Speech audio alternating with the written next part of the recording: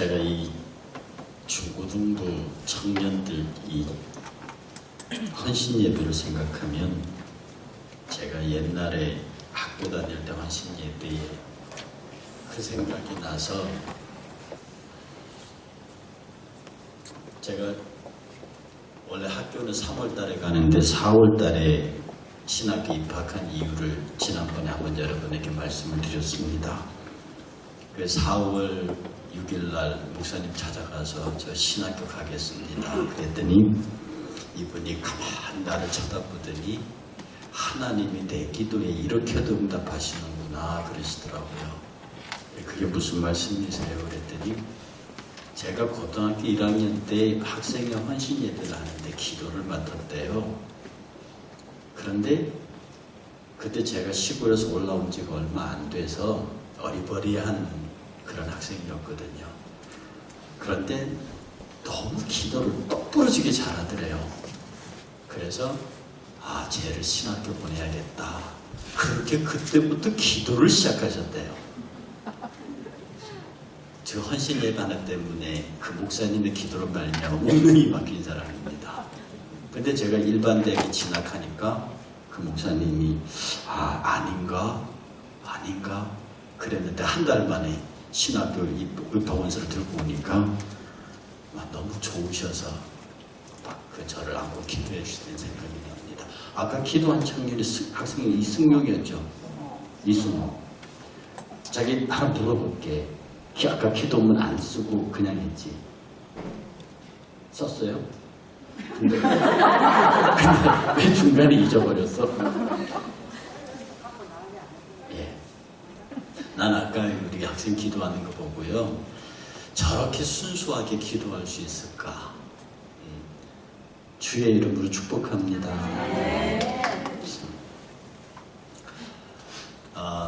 본문 말씀드리기 전에 그 교회에서 지금은 준비가 안 됐을 텐데 주일날 혹시 인터넷 예배를 드리는 분들을 위해서 이 주의 만찬 포도주와 떡을 준비했습니다. 그 작은 병에다가 포도주 담아 드릴 테니까 이종주 전도사님 통해서 하실 수 있거든 예배 출석하시고 우리 주변에 여타 환경으로 예배를 참석하지 못하는 분들에게는 그 성만찬이 배달될 수 있도록 특별히 세일장을 중심으로 수고를 좀 해주시기를 바랍니다. 요셉 얘기는 하도 많이 들어서 여러분들이 식상할 텐데요. 제가 오늘 이 요셉 준비를 하다가 요셉에 푹 빠져가지고 제가 밑에서 선교 준비를 하는데 위에서 막 했으니까 쟤네들이 뭘 저렇게 일찍부터 찬송가 연습을 하고 난리야. 그리고 그냥 하고 했더니 갑자기 시계를 딱 보니까 7시 15분이 뭐야 이거. 저는 6시 15분쯤 되는 줄 알았어요. 그만큼 요셉의 이야기에 푹 빠져 있어가지고 참 재미있는 이야기입니다. 여러분들이 이 요셉은 있잖아요. 여러분들이 지금 표현으로 말하면 굉장히 얄밉고 재수없는 아이예요. 그러니까 형들이 11명이나 있는데 잘못할 수도 있잖아요. 그걸 다 일일이 아버지에게 있는 그대로 일러바치는, 그래서 형들의 미움을 많이 받는, 그런데 그렇게 일러바치면서도 요셉은 단 한 번도 내가 잘못했다고 생각한 적이 없는 뻔뻔한 아이였습니다. 그런데 아버지의 사랑을 워낙 많이 받아가지고 형들은 다 대충 무명적으로 입히는데 이 요셉만은 아주 깔끔한 색동옷을 입혔단 말입니다. 그래 형들이 굉장히 미워했지요. 오늘 본문에 나와 있는 이제 뒤를 계속 읽으면 형들이 팔아먹는데 형들이 팔아먹을 때까지 나이가 17살입니다. 17살 때 형들이 팔아먹고 그 다음에 총리가 되는 나이가 30살이에요. 그래서 17년 동안 막내 아들로서 양치는 목자로 살다가 13살부터 17살부터 30살까지 그야말로 인생의 쓴맛 단맛을 다 보면서 30세에 총리로 나가는 그 인생의 여정을 보면서 오늘 제가 하나하나 구분해 드리면서 여러분과 함께 은혜를 나누고자 합니다. 제가 17세까지를 시대 구분을 했는데 순수시대라고 구분을 했어요. 순수시대라고 구분했는데 이건 그야말로 인생의 기초를 가리키는 시기입니다. 여기 17살 미만 손 들어보세요. 둘이구나. 예. 지금 요셉이 미움받는 시절의 나이입니다. 근데 우리 교회 가만히 청년 학생들 보니까 싱어 있고 기타리스트 있고 드러머 있고 키보드 있고 다 있어요. 이거 잘 우리 어른들 주목해서 보셔서요. 잘 키울 필요가 있습니다. 어쨌든 17살까지의 요셉의 삶은요. 그의 인생의 기초를 다지는 시기입니다. 그 인생의 기초를 다지는 가장 기본적인 그의 일이 양치는 일이었어요. 그래서 양치는 일을 하고 그래 형들이 양치를 하고 그 양치는 일을 살펴보고 또 형들의 일들도 보면서 그 형들 사이에서 그 집안 자체가 양치는 집안이니까 그 집안에서 아버지가 하는 것 이것저것을 다 보면서 그 삶을 만들어 갑니다. 여러분 어린 아이들의 삶은요. 특히 지금 17살이면 고등학교 1학년이죠. 고등학교 1학년 때까지의 삶은 거의 부모와 형제들에게서 전해지는 것으로 그 인생의 기초를 꾸립니다. 그건 굉장히 중요한 것입니다. 그래서 그 11명의 형들과 그러니까 10명의 형들과 아버지 어머니 사이에서 그 삶을 사는데 아주 행복한 삶을 살았죠. 아버지의 사랑을 받았으니까. 그런데 여기에서 이 17살이 될 때까지 이 아이는 계속해서 꿈을 꿔요. 그런데 그 꿈은 자기의 의지의 꿈이 아닙니다. 나는 뭐가 돼야지. 나는 막 큰 목장이 될 거야. 막 족장이 될 거야. 장군이 될 거야. 이런 꿈을 꾼이 아닙니다. 그가 계속해서 무엇인가 얘기하는데 꿈 얘기를 하는 거예요. 이건 요셉 자신의 꿈이 아닙니다. 꿈에 형들이 들으시오. 꿈에 해와 달과 별들이 나보고 절합디다. 꿈에 아버지 어머니 볕들려서 나보고 절합디다. 이 꿈 얘기를 미워하는데도 계속 얘기하는 거예요. 이것을 그래서 제가 순수시대라고 말하는 거예요. 우리 중고등부 학생들은 말입니다. 계속해서 자기에게 자기의 의지의 꿈을 얘기하는 것보다 이 환경에서 주어지는 자기가 감당할 수 없는 자기하고 살짝 상관없는 것이라 할지라도 계속해서 자기 머릿속에 떠오르는 것들을 끝없이 얘기해야 합니다. 젊은이들은요. 그 입술을 닫아주면 안 돼요. 그것이 굉장히 허망한 생각일 것 같더라도요. 계속 그것을 이야기하게 됩니다. 여러분 어른들 택도 없는 얘기 하지 말라고 아이들 입을 닥치게 만들면 안 돼요. 아이들은 되는 소리든 안 되는 소리든 계속 그 얘기를 하게 만들어야 합니다.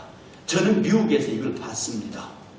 미국 아이들이요 수업하잖아요. 선생님들이 아는 사람 그러면 우리 학교 학생들 같은 경우에는 보면은 그냥 다 손들고 있고 한두 명 손들고 조용한 일이 있습니다. 그런데 제가 본 초중고등학교 대학교의 수업에서요 선생님이 질문하면 히어 전부 다 손을 거의 90%의 손을 들어요. 그리고 말도 안 되는 얘기를 하는데 심지어 제가 청강을 했던 대학원 수업에서 교수가 뭘 물었어요. 학생들이 거의 다 손을 들었어요. 대답을 하는데 내 상식으로는 말도 안 되는 대답입니다. 그런데도 교수는 뭐라고 하냐면 엑셀런트하다고. 아니 말도 안 되는 얘기를 했는데 엑셀런트하대요. 그리고 그런 생각을 하는 네가 너무 기특하다는 거예요. 제가 처음 그게 굉장히 당황스러웠습니다. 그래 누구든지 자신 있게 손을 들고 얘기하고 말도 안 되는 대답을 하고도 박수를 치는 분위기. 제가 지금 하는 얘기를 여러분이 했는지 몰라도 우리 아이들이 다니던 주니어 하이스쿨에서 소위 콘서트가 열렸어요. 그런데 우리나라 초등학교 5학년 아이가 여기 나와서 피아노 연주를 하는데 우리나라 초등학교 5학년 학생 정도가 전 12학년 학생들을 다 모아놓고 피아노를 칠 정도면 어느 정도를 쳐야 됩니까? 적어도 베토벤, 바하 뭐 이 정도는 쳐야 되는 거잖아요. 그런데 걔가 예쁜 드레스를 입고 올라와서 이쁘게 일하고 난 다음에 친 게 도미술 랄랄라 소리였습니다. 야, 우리나라 수준은 무엇이 똑같은가 이걸 치는데 우리 나하고 집사람이 듣고 있다. 어머, 쟤 저래도 되는 거야? 그래, 그걸 딱 다 치는 순간에 전원이라서 기립박수를 치더라니까요. 기립박수 안 치는 건 우리 부부밖에 없었습니다. 너무 기가 막혔어요. 근데 걔는 그렇게 친 게 너무 자랑스러워서 다시 공주처럼 인사하고 들어갈 때, 애가 들어갈 때까지 전부 박수를 치더라고요. 그게 미국의 힘이랍니다. 그러니 우리 청년들이, 학생들이 꿈을 얘기할 적에 어른들의 상식에 맞지 않고 어른들 보기에 말도 안 되는 얘기를 하더라도 그것은 가능성이 있다고 말해야 합니다. 그리고 우리 학생들, 청년들, 어른들이 뭐라 하든지 간에 형들이 때리든지 형들이 미워하고 아버지조차도 너 그러지 말아라고 하지만 말해야 합니다. 우리 청년들 기죽이면 안 되는 거예요. 인생 뭐 있어? 배짱으로 사는 거지. 아니, 특히 인생 뭐 있습니까? 신앙으로 사는 거지. 신앙으로 사는 것에 아주 현실적인 말로 바꾸면 예수 믿는 배짱으로 사는 거지. 아, 공부 못하면 어때요? 머리가 좀 나쁘면 어때요? 제가 몇 가지 읽어드릴까요? 우드로 윌슨은요, 10살까지 글을 못 읽었대요. 그런데 그는 18대 미국 대통령이 됐습니다. 윌슨. 10살까지 글을 못 읽었대요. 아마 우리가 그랬으면 난리가 났을걸요. 나폴레옹은 말입니다. 군사학교에 들어가고 58명 중에서 42등으로 졸업했어요. 그건 나폴레옹입니다. 또요. 어느 학교 선생이 자기 담임한 학생에게 이렇게 평가를 썼습니다. 성공 가능성이 전혀 보이지 않은 그런 분 줄 압니까? 위스턴 처칠입니다. 영국 수상이요. 또 어떤 박사학위 논문에서요. 그게 베른 대학교 박사학위 논문 청구 평가 이렇게 써져 있습니다. 적절하지 못하고 공상적이고 너무 허구적인 이 논문의 주인공이 아인슈타인입니다. 그 사람들이 보기에는 말도 안 되는 청년의 이야기였지만 그들이 세계의 역사를 바꾸는 주인공들입니다. 그러니 우리 청년들, 학생들 누가 뭐라 한다고 어른들이 형이 쥐어받고 아버지도 쥐어받거든요. 그들에게도 불구하고 떠드세요. 아이들은 시끄러워야 합니다. 제가 제일 싫어하는 것이 청년들이 눈을 내리깔고 있는 겁니다. 우리 알지? 조포 영화에서 말입니다. 보스끼리 붙어가지고 어떻게 그냥 눈싸움에서 눈 까는 놈이 집니다. 우리 자르자니 야 눈 깔어. 눈 까는 놈이 지는 겁니다. 절대로 여러분은 눈 까면 안 되는 거야. 눈 까면 안 되는 거예요. 그리고 눈 까는 것을 겸손으로 가르치면 안 됩니다. 청년들은 계속해서 떠들어야 되고 말도 안 되는 얘기, 희한한 얘기, 이상한 얘기를 떠들 때 어른들은 어떻게 드러나냐? 저런 생각을 어떻게 했을까? 희발한 녀석이다 라고 그들을 끝없이 격려하고 그 생각에 미치지 못하는 나 자신을 그들이 젊은 생각에 맞춰줄 때 그를 꼰대라 하지 아니하고 젊은 아빠라고 말하는 겁니다. 그런 사람은 아저씨가 아닙니다. 끝까지 오빠입니다. 오빠로 살고 싶소, 꼰대로 살고 싶소. 아이들의 말도 안 되는 얘기에, 아이들의 상상을 초월한 이야기에 장단을 맞춰줄 수 있는. 그래서 여기에 요셉의 아버지 보세요. 자기가 그 아들을 비난을 하면서도 그 꿈의 이야기를 가슴에 둡니다. 기도하지 않겠습니까? 반드시 그 아들이 그렇게 될 거라는 생각을 갖고 있죠. 그리고 이 시기의 마지막 부분에 배신을 당합니다. 형들이 팔아버려요. 아, 처음엔 죽이자 그랬다니까? 처음엔 죽이자 그랬다가 나중에 그래서 큰형 유다가 죽일 것까지 있느냐, 팔자. 이래가지고 팔아요. 여러분들은 형들에게 이만한 배신을 당해본 경험 있습니까? 지금 어렸을 때에 당한 당하는 고생과 고난에 관해서 많은 생각들을 해야 합니다. 이 17살 나이에요. 사랑받고 귀염받는 아들에서, 부잣집 막내 아들에서 노예로 신분이 바뀝니다. 여기 계신 여러분들 가운데 잘 나가다가 중간에 집안이 망해가지고 아주 어려운 중고등학교 시절을 보낸 사람들이 있을 겁니다. 저도 정말로 괜찮은 아버지 밑에서 있다가 아버지가 초등학교 5학년 때 확 돌아가시니까 그야말로 끼니를 걱정해야 되는 집의 아들이 되더라고요. 장년이 돼서 그런 고난을 당한 말입니다. 당장 그게 삶의 무게예요. 어른이 돼서 사업에 실패하거나 어른이 돼서 어떤 고난을 당하면 자기에게 딸린 식구가 많기 때문에 그 자체가 인생의 굉장한 고통이에요. 그런데 어렸을 적에 중고등학교 시절까지의 그가 당하는 고통, 청년 시절에 그가 당하는 고통은요, 분명히 여러분들이 신앙 안에 있다고 하면 그것은 반드시 성공으로 이끌기 위한 하나님의 준비된 계획입니다. 청년 시절에 당하는 고난, 아버지가 많이 했어요. 청년 시절에 당하는 고난, 내가 병들었어요. 청년 시절에 당하는 고난, 우리 집에 엉망이 돼버렸어요. 그 고난을 자기의 영원한 상처로 가지고 두고 봐라.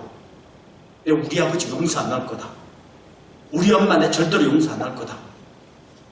우리 형 절대로 내가 이 원수는 갚을 거다. 이런 가슴에 복수의 가슴을 갖고 사는 인생은요, 그 인생이 결단코 평탄하게 가지 못합니다. 뒤집어서 이 고난이, 이 시련이 반드시 나를 하나님께서 인도하시는 그 어떤 곳으로 나를 이끌 것이라고 하는 확신을 갖고 살아야 합니다. 여러분, 요셉을 읽어보면요, 요셉의 신앙이 대단했더라 그런 구절이 하나도 없습니다. 요셉의 믿음이 대단했더라, 요셉이 하나님의 말씀을 충성하였더라, 그리 아니하실지라다, 이런 요셉의 신앙 고백이 한 군데도 없어요. 그냥 요셉은 어린아이 시절에 아버지 사랑받고 형들한테 다 그런 자고 아버지한테 일러 바치고 예쁜 옷 입고 다니고, 그럴 때 얘기들, 그 요셉의 이야기를 쭉 읽어보면 곳곳에서 요셉의 결정과 행동은요, 더 이상 책망할 것이 없는 아주 성숙한 신앙인의 모습으로 나타납니다. 자기를 집어넣잖아요. 그럼 성경 어느 한 구절에 형 왜 나한테 왜 라고 소리 지를 수 있는 거거든요. 왜 나를 구덩이 집어넣냐고 악을 쓸 수도 있는 거고, 자기를 팔아버렸을 때 형 왜 나를 파냐고 왜 그렇게 대들 수도 있는데 그런 구절이 하나도 없어요. 보디발의 집에 팔려가고 그 집안 살림을 살 때도 분해서 언젠가 내가 고향으로 돌아갈 거야, 원수 갚을 거야, 이런 얘기도 없습니다. 주인에 대한 원망도 없습니다. 보디발의 안에 유혹을 받아 억울하게 감옥에 갔는데도 분노하거나 화내는 장면이 없습니다. 거기서 떡 맡은 관원장과 술 맡은 관원장이 자기들의 약속을 지키고 자기를 잊어버리고 있을 때도 이 사람들이 도대체 뭐 하는 거냐고 원망하는 기사가 없습니다. 쭉 보면은요, 그 흐름에 철저하게 순응하면서 자기를 지켜요. 제가 보기에는 그의 아버지가, 야곱이 철저하게 그를 지켰던 것 같아요. 그의 아버지가 철저하게 그를 돌보았던 것 같아요. 무시로 그를 신앙으로 양육했던 것 같습니다. 그러니까 요셉이 하는 얘기를 기억하고 있죠. 그러니 우리 청년들을 포함해서 모두 특히 젊은 시대에, 지금은 40살까지 청년이라니까, 제가 상당히 오래전에 저 지방에 부흥회도 인도 갔는데 그 청년회장이라고 오셨는데 나이가 72입니다. 그런 교회도 있어요. 그런 교회도 있는데 어쨌든 지금은 40살까지를 청년이라고 본다고 하면 결혼 이전까지를 청년으로 보는 게 좋겠죠. 어떤 시련을 당하도 여러분이 신앙이란 전제 아래 있으면요, 여러분이 젊은 날에 당한, 옛날에 어른들은 젊어서 고생은 사서도 한다고 그러지만 우리는 그럴 필요는 없습니다. 할 수 있거든 고생 안 하는 게 좋습니다. 그러나 어떤 피치 못할 내 의지와 상관없는 고생의 돌다리가 놓여질 때 우리는 신앙이 있다면 우리는 고백해야 됩니다. 이것이 하나님의 꿈을 이루어 드리는 징검다리다. 네. 여러분의 이 시련의 돌은 하나님의 꿈을 이루는, 하나님의 소망을 이루는, 하나님의 뜻을 이루는 징검다리를 놓는 겁니다. 자, 그 다음에요. 17살에 팔렸습니다. 이제 보디발이 집에 가요. 거기서 뭘 하는가 하니 보디발 집에 살림살이를 합니다. 그런데 성경은 이렇게 하니까 보디발이 살림살이를 하니까 뭐 집안 정도의 총무 정도로 기억하는데요. 집 안에 감옥이 있을 정도입니다. 그 집이 얼마나 크다는 거예요. 집 안에 개인 감옥이 있을 정도입니다. 그러니 적어도 그 집은 거의 왕궁에 준하는 그렇게 많은 식솔들과 거대한 병사들과 그 1국의 군대 장관이라는 수준에 있는 그런 집을 이 살림을 사는 거예요. 말을 줄일까요? 경영을 배운 겁니다. 하나님께서는 이 요셉의 꿈을 이루기 위해서 그를 먼저 어렸을 때 형들로의 부대 배신과 그 말도 안 되는 순환과 그걸 거쳐서 그를 신분을 노예로 바꿔서 끌고 간 것이 어디냐? 요셉을 경영 수업시키기 위해서 데려갔어요. 그는 그 나이에는 감당할 수 없는 수준의 17살짜리가 그 집에 들어가서 보디발 집에 살림을 살려본다고요. 그게 보통 일이겠습니까? 거기에서 그는 철저하게 그 이유를 묻지 않고 그 일을 합니다. 우리 젊은 청년들 말입니다. 내가 생각하지 못했던 일을 하게 돼요. 드럼 치잖아요. 기타 치잖아요. 키보드 만지잖아요. 그 외에 다른 어떤 우리가 학생들이 하는 공부 이외에 생각지도 않는 특별한 경험들, 특별한 배움의 기회를 갖습니다. 우리 학생 청년들 절대로 물리치지 마세요. 그게 죄 짓는 기술이 아니라고 하면 제가 언젠가 농담으로 말씀드렸죠. 제가 이 필이 악필입니다. 천재 악필이에요. 이게 글씨를 쓰면 악필이라고요. 그러니까 늘 글씨를 쓰면 사람들한테 보이기가 그래요. 그래 지금 중학교 때도 거의 펜으로 썼는데 이 잉크로 쓰면 펜 글씨가 좋은데 저는 그 중학교 때 잉크로 쓸 때도 별로 글씨체가 안 좋았습니다. 그러니까 이걸 극복하기 위해서 제가 대한유타자학원 저 광화문에 거기에 타자를 배우러 갔다는 거 아닙니까? 한 반에 300명이었는데요. 300명 학생 가운데 298명이 여자였고 저하고 다른 대학생 하나가 남자였습니다. 298대 2. 저는 그때 여자들이 못됐다는 걸 알았습니다. 저는 그 전까지는 참 여고생들이 순진하고 이쁘고 착한 줄만 알았던 아주 순수한 청년이었습니다. 그런데 280명 속에 300명 속에 남학생 둘이는요. 그야말로 우리 여학생들 잔인하대요. 아마 300명 속에 여학생 2명은 그의 공주 대접을 받았을 것입니다. 그런데 300명 속에 남자 둘은요. 자, 그래서 여자들 저 절대로 그 기억을 잊지 못합니다. 못됐어요. 아주 못됐어요. 그걸 구체적으로 얘기하면 내가 지금 점수 깎기 같아 얘기는 안 하겠습니다. 여러분 타자 배워보셨어요?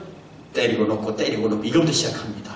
여기가 뭐 없잖아요. 아파요. 여기가 때리고 놓고 그런데 그걸 했는데요. 저는 그걸 다 하고 단순하게 내가 그냥 글씨가 나빠서 타자를 친 줄로 알았습니다. 우리 어머니는 그 시험도 못 보겠다고 주일날 시험 본다고. 근데 그걸 가지고 있는데 군대를 갔습니다. 그런데 제가 카츄샤에 뽑혔다가 전두환 11.2, 14대 때문에 쫓겨나가지고 육군 종합행정학교를 갔다고요. 육군 종합행정학교. 아십니까? 남한선생이 있는 거예요. 무려 거기서 6개월을 공부합니다. 그때는 33개월 근무할 테니까. 그 6개월을 공부하는 중에 타자 칠 줄 아는 사람이 저밖에 없어요. 타자 치자 손들어 하는데 타자 치는 사람이 저밖에 없습니다. 그러니 거기서 제 이름이 제일 먼저 불렸고 6개월 동안 A클래스 반에 들어가고 그 당시 군 행정은요. 일반 행정을 압도할 때였습니다. 모든 행정이 군에서 다 나갈 때였거든요. 저는 거기서 군의 핵심 행정 전문가들로부터 군 행정을 6개월 동안 완벽하게 배웠습니다. 그리고 딱 자대 배치도 한번 받아갔고요. 부대장한테 전입 보고를 하는데 내 뒤에 누가 서 있어요. 돌아봤더니 그 사무실에 선임병이 뭘 하나 들고 섰는데 공병호 타작이 새 거를 딱 들고 서 있는 거야. 세고. 그리고 내가 들어가서 전입신고를 하니까 전입신고 끝나니까 그 병사 그걸 들고 들어오더라고요. 그걸 하는 말이 우리 대장이 야, 너 육군 종합행정학교 출신인데 타자 칠 줄 알아? 아이, 그럼 타자 칠 줄 압니다. 얼마 치는데? 그 자리에서 한번 보여줬죠. 대장 입이 찢어집니다. 그렇게 치는 사람 없거든요. 보통 여러분 군대는 말입니다. 종이 한 장에다가 이 먹지를 6장처럼 한꺼번에 6장씩 쳐야 됩니다. 그런데 오타가 나면 살살살 긁어가지고 6장을 다 긁어야 되거든요. 해본 사람만 압니다. 그런데 오타 없이 한 장 쫙쫙 뽑아내니까 대장이 얼마나 좋아하겠습니까? 제가 그 타작이 붙들고 그 자리에 앉아서 제대했습니다. 그 자리죠. 그 당시 행정병들의 파워가 얼마나 큰 줄 압니까? 이 장교들은요, 지금부터 40년 전에 장교, 30년 전에 40년 전에 장교들은 장교가 아니었어요. 그냥 막 선임하사들은 월남전 갔다 와서 눈에서 불이 불 떨어지는 막 중학교밖에 졸업 못한 이런 사람들이었고요. ROTC 장교들 빨리 제대하려고 그러니까 멍청 TC라는 소리 들으면서까지 그냥 절당히 하고요. 육사는 하늘 높은지 모르고 뛸 때고요. 그러니까 모든 걸 다 대학교 병들한테 다 맡겨놨습니다. 그러니 이 타자 잘 치고 서로 잘 들인 사람이 얼마나 군대 생활이 그랬겠습니까? 저는 군대 생활 얘기하면 별로 할 얘기가 없습니다. 육군 병장 달고 제대하시면서도요, 별로. 그래서 누가 나 저를 방위로 나온 줄 압니다. 저는 분명히 육군 병장 출신입니다. 근데 돌이키면 그 타자 하나님께서 왜 그 여자애들에게 수모를 받으면서까지 오만 심부름은 다 시켜요. 오만 심부름 힘든 거는 눈도 깜짝 안 하고 다 시키는데 이제 막 대학 1학년 입학한 아이인데 아마 고등학교 다니는 여자애들이 오빠 이거 하세요 막 이런데 그 수모를 다 당하면서 배웠던 타자가 지금까지도 제게 있어서 굉장한 힘을 봐요. 그러니 여러분들 우연한 기회라도 여러분에게 무엇인가 배워질 기회가 생기면 그러니 여기에 뭡니까 우리 오케스트라 한 달 가르쳐 준다 할 때 배우세요. 그 기타만 아끼냐? 드럼만 아끼냐고요? 클라리넷 좋잖아요. 바이올린 좋잖아요. 배우세요. 그 기회가 주어질 적에 배워놓으면 그게 여러분의 인생을 어떻게 만들지 모릅니다. 요셉은 그 집에서 총무 역할을 너무너무 열심히 했습니다. 그러니 너무 일을 잘해. 완벽하게 그 큰 집안의 살림을 어린애가 다 하니까 보디발이 하는 말이 내 아내만 빼고 네가 다 해라. 30살도 안 된 청년에게 이제 막 그 집에 오니 17살부터 시작한 그 아이에게 네 아내만 빼고 다 네 거다. 다 네가 하라. 그 정도 신뢰를 받습니까? 근데 문제가 그 아내입니다. 성경의 기록에 의하면 요셉이 굉장히 미남이었대요. 그러니 이 연상의 유부녀가 겁도 없이 덤벼든다. 그래서 요셉이 옷을 벗어버리고 도망칩니다. 방법이 그밖에 없죠. 어떡합니까? 청년 시기에 가장 견디기 힘든 것이 이것입니다. 우리 기도 잘했는데 수요일날 교회 갈래 예쁜 여학생이 데이트 신청하고 글로 갈래. 근데 대답은 요구하지 않을게. 그 웃음이 대답이 됐어. 참 있잖아요. 실제로 이런 일이 있습니다. 두 청년이 둘 다 먹고 마셔라 즐기는 그런 아이들이 둘이가 있었어요. 그런데 두 청년들이 가운데 한 청년이 그래도 교회에 대한 예수에 대한 옛 기억이 있단 말이죠. 그래서 수요일날 가다가 술집에 딱 들어가서 술집 맞은편에 교회가 하나 있습니다. 그런데 마침 그 판에다가 그 수요일날 설교 제목이 딱 붙었는데 그 설교 제목이 뭐냐면은 죄의 싹은 사망이다. 그게 딱 써져 있습니다. 그러니까 그 글을 딱 보는 순간에 이 청년이 당황했어요. 그리고 같은 친구에게 야 오늘은 술집 가지 말고 저 교회 가서 예배 드리자. 그랬더니 그 청년이 야 임마 한번 남자가 결심을 했으면 가야지 뭐 갑자기 교회냐. 둘이가 다투다가 얘가 참 깨름직해서 얘는 교회로 가고 얘는 술집으로 갔어요. 그로부터 30년 뒤. 그날 저녁에 무슨 일이 있었느냐. 그 청년은 그날 교회에 가서 죄의 싹슨 사망이라는 하나님의 치명적인 화살을 맞고 뒤집어져 버렸고, 그 청년은 술집에 가서 그의 삶은 계속됐습니다. 30년 뒤 한 청년이 교도소에서 TV 뉴스를 보고 있었습니다. 뭐냐? 제24대 대통령 클리브랜드의 취임식을 보고 있었습니다. 그 친구가 클리브랜드 대통령입니다. 그 한순간이 운명을 바꾸는 거예요. 우리가 어떤 유혹이든지, 성적인 유혹이든지, 물질에 대한 유혹이든지, 명예에 대한 유혹이든지, 그 유혹 요소는 많이 있지만 순간의 선택이 평생을 좌우한다? 어디 그런 거 있잖아요. 순간의 선택이 10년을 좌우한다. 옛날 전자제품 소개할 때. 정말 순간의 선택이 영혼을 좌우합니다. 그리고 이 유혹은요, 갑자기 딱 나타나기도 하지만 서서히 지속적으로 거부할 수 없게, 성경에 보면 이 보디발의 아내가 계속하여 눈짓하고 계속하여 말했다 그럽니다. 그때마다 그 말을 비키고 그 눈을 비키고 아예 그 사람과 같이 있으려 하지도 않는 거예요. 굉장히 지혜로, 현실적으로 생각하면 그 여인을 선택하는 순간에 더 많은 권력과 더 많은 파워를 가질지도 모릅니다. 그러나 요셉은 이게 육신적으로도 죽음의 길이라는 건 알지요. 안 드러날 것이라고 생각한다. 그건 너무 미련한 생각입니다. 그리고 그가 믿는 하나님에 의해서 이것은 분명히 심판받는다는 것을 요셉은, 그래서 아예 같이 있으려고 안 하다가 우연하게, 범죄의 기회는 우연하게 만들어집니다. 지속적으로 진행되고 계획적이지만 그것이 이루어지는 것은 어느 날 갑자기 피할 수 없는 상황이 만들어져 버린다고요.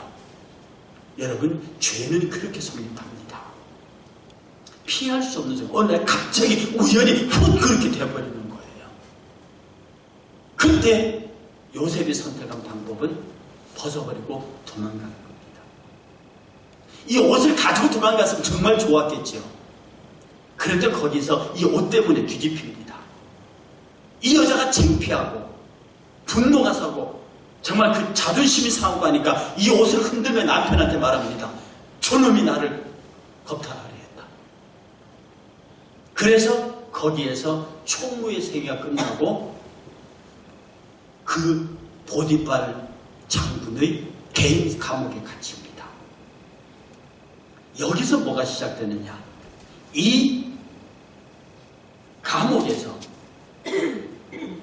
총리의 수업이 시작됩니다. 여기에서 누구를 만납니까? 왕의 술 맡은 관원장과 떡 맡은 관원장을 만납니다. 여러분 생각에 요리사로 보이죠? 여러분 생각에 떡 맡고 술 맡은 관원장이 그냥 주방에 일하는 사람으로 보이죠? 느헤미야의 직업이 술 맡은 관원장입니다. 느헤미야가 바벨론 포로로 갔을 때 그의 신분이 총독으로 와요. 그 총독으로 올 수 있는 그 신분이 왕의 떡 맡은 자입니다. 그러니 왕의 술 맡은 사람, 그리고 왕의 술 맡은 관원장, 이런 사람은 지금 우리로 말하면 장관급이에요.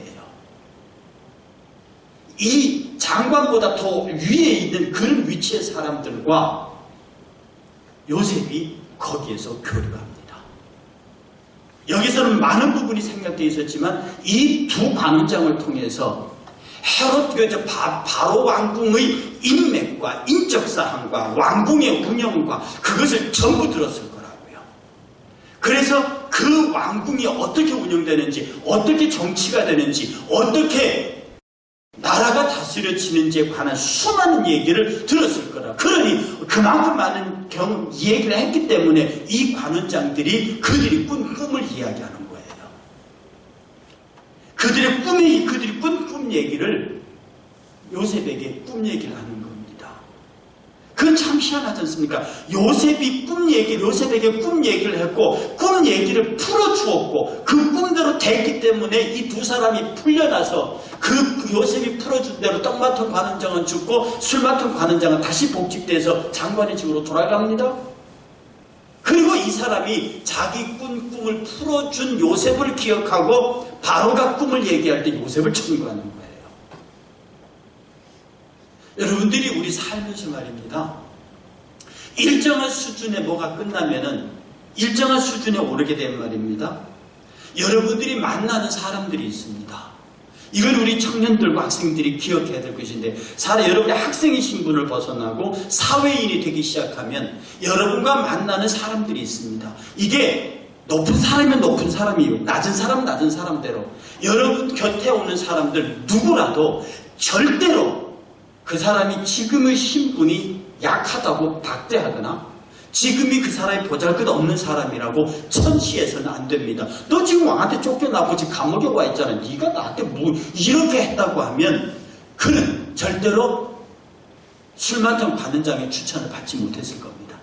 그는 그 옥에서도 총무회를 하면서 그 사람들을 극진히 받들었을 거예요. 분명한 것은 그 두 사람 이외에도 그 감옥에 들어와 있는 모든 사람들을 총무로서 지극히 섬겼을 거예요. 그러니 그 사람들을 기억합니다. 여러분, 단 한 사람이 나의 인생을 바꿉니다. 많은 친구가 필요 없어요. 보통 출세한 사람들이 인맥이 넓다고 말합니다. 그러나 정말 성공한 사람들은요, 인맥이 넓은 사람이 아닙니다. 그 한 사람을 위해서 죽을 수 있는 사람이 있는 사람이에요. 그러니 여러분들 주변에 망해버린 사람이 와 있잖아요. 사업을 하다 망해버린 사람이 와 있잖아요. 더 잘해야 합니다. 그가 나중에 대재벌이 될 수 있어요. 망해봤기 때문에. 사람이 실패한 사람이 있잖아요. 그 사람과 같이 울어줄 수 있는 다정함이 있어야 합니다. 아주 심각한 질병에 들어있는 사람이 있잖아요. 그 질병에 있는 사람과 같이 울어줄 수 있어야 돼요. 제가 언제 여러분 얘기했습니까? 제가 필리핀 가서 40일 정도 있은 적이 있거든요. 그때 필리핀 UP의 그 인터내셔널 센터에서 있는데요. 그때 늘 저한테서 닥터림 하던 이디오피아 여자 한 분이 있었습니다. 저보다 나이가 4살, 5살이 많은 분이었어요. 근데 어느 날 저보고 닥터림 커피 한잔 하세요. 왜 그래야 했더니 제가 보기에는 참 형편없는 외모에 영어도 딱딱딱 부러지는 그런 영화였어요. 근데 자기는 내일 돌아가야 된대요. 그러니까 왜 동고로 돌아가냐 했더니 자기가 이디오피아 여성부 장관이 됐대요. 그 UP에서 와서 공부하고 있는 동안에 본국에서 여성부 장관으로 들어와요. 우리가 여성부 장관인데 그쪽에는 여성, 아동, 청년 관장하는 부서의 장으로 들어오는 거예요. 제가 활동할 때 에티오피아에 갈 일이 있었으면 그 장관의 초청을 받아서 갔을 수도 있었어요. 내 옆에 있는 사람이 비록 내 눈엔 초라하게 보이고 어찌 보다 그가 어떻게 될지 모르는 거야. 우리 어른들이 이 청년 학생들에게 잘해야 될지 여기 있는 청년들 중에 대통령 나올지 어떻게 합니까? 아멘. 왜 웃으세요? 아멘 크게 하십시오. 유엔 사무총장이 나올지 어떻게 하십니까? 아멘. 이것은 알 수 없는 거야. 그래서 젊은인 거예요.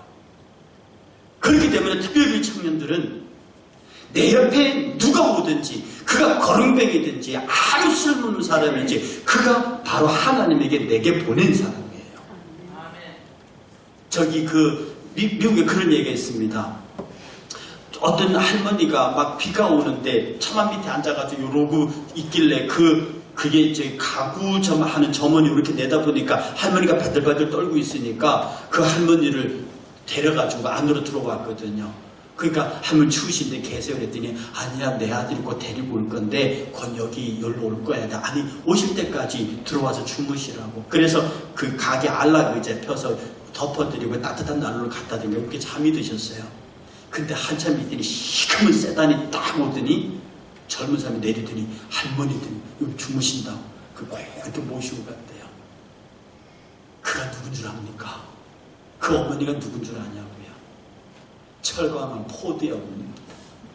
나중에 전화가 왔는데 어느 회사 새로 여는데 거기 네 가구 다 넣으라고 왔대요. 수십만 불어치를 보는 거예요. 오히려 여러분에게 험하고 어려운 사람들이 왔을 때 하나님이 내게 복을 주신 기회로 간다, 이렇게 받으셔야 합니다. 그리고 하나님은 반드시 그렇게 일하십니다. 거기에서 정치가로서의 수업을 해요. 그리고 거기서 정치가로서의 수업을 하고 나라 경영에 대한 바로의 비전을 봅니다. 그리고 바로의 꿈 해석을 해주죠. 그 시간까지가 기다림이 있습니다. 두 관원장이 풀려나가고 떡 맡은 관원장이 죽고 술 맡은 관원장은 살거든요. 그 시간이 제법 됐던 것 같습니다. 기다려요. 이 요셉이 뭐라고 하냐면 당신이 나가서 특히 술 맡은 관원장에게 회복될 때 나를 기억해라. 내가 억울하게 들어온 얘기를 했겠죠. 그 나를 기억해. 근데 이 술 맡은 관원장이 잊어버려요. 여러분에게 은혜 입은 사람들이 은혜를 갚지 않더라도 기다리세요. 반드시 하나님께서 만들어 온 일에는 하나님의 때가 되면 그 사람이 은혜 갚게 하십니다. 이 전체 흐름의 주제는 뭐냐면 통체적으로 하나님이 쥐고 있어요. 요셉이 아주 훌륭한 신앙 고백도 없고 그냥 아버지의 가르친 대로 인생을 쭉 살아갈 뿐인데 하나님께서는 그 요셉을 죄짓지 않도록 지키시고 주민등군대 축복의 사건을 통해서 끝없이 그를 이끌어 가는데 요셉은 불평하지 않습니다. 우리 청년들의 입에서 안 돼, 못해, 나빠, 그리고 빈말이라도 입에서 욕을 지우세요. 나는 우리 학생들이 지금 우리 학생들 욕 안 하는 것 같죠? 오늘 얘들 합니다. 지금 우리 교회 지금 아까 여기서 찬송한 애들도요, 지들끼리 모이면 욕해요. 하지만 그냥 흘러가는 얘기라도, 흘러가는 말이라도 이 욕은 말이면 진짜 지하철에서 들어보세요. 이 욕이 연결 접속사입니다. 그 예쁜입니다. 근데 이 욕은 말입니다. 내 인생을 그렇게 만들어요. 왜냐하면 말은 내 생각의 반추이기 때문에 나를 그렇게 만든다고요.